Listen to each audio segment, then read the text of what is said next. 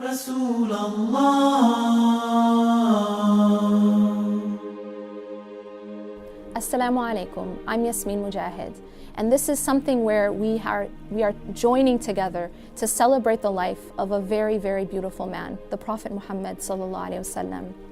The part of his life that I want to talk about is a part that was actually very, very difficult on the Prophet sallallahu alaihi wasallam, one of the hardest periods in his life, and this was the year of sadness.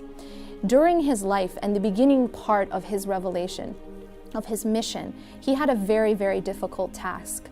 And yet he had the support of two people in his life who were one of his greatest supports, and that was his uncle Abu Talib and his wife Khadija radiallahu anha. What happened during the year of sadness, in the 10th year of the mission, is both of them died in the same year.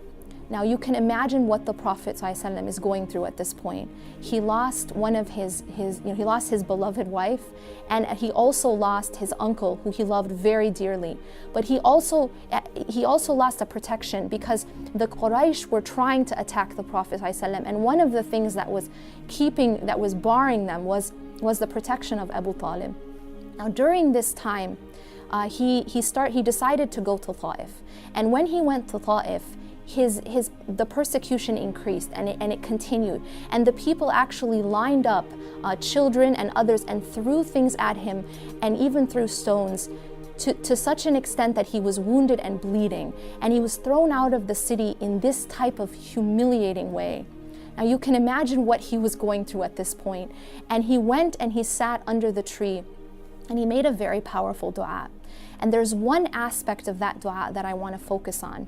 And this is the part of the dua where he says, إِن لَمْ تَكُمْ بِكَ غَضَبٌ عَلَيَّ فَلَا أُبَالِي. That if you are not displeased with me, then I don't mind. Now this is mind-blowing because the Prophet ﷺ has been through so much at this point. He has been persecuted by his people, his wife has died, his uncle has died, and he's been thrown out of this city in such a humiliating way. And yet his number one concern is the displeasure of Allah subhanahu wa ta'ala. And he says that as long as Allah is not displeased with him, that he doesn't mind all the rest that happened to him. Now that is in and of itself such a testament, and it shows what the character of the Prophet ﷺ is, and it's an example for us because we also go through hardships, and this shows us what really, really matters, that any hardship that brings us closer to Allah subhanahu wa ta'ala is actually good for us, and any hardship that takes us away from Him, even if it's ease in fact, and it takes us away from Him, then it is bad for us. Now you'll notice too that Allah subhanahu wa ta'ala after this period of time does something miraculous.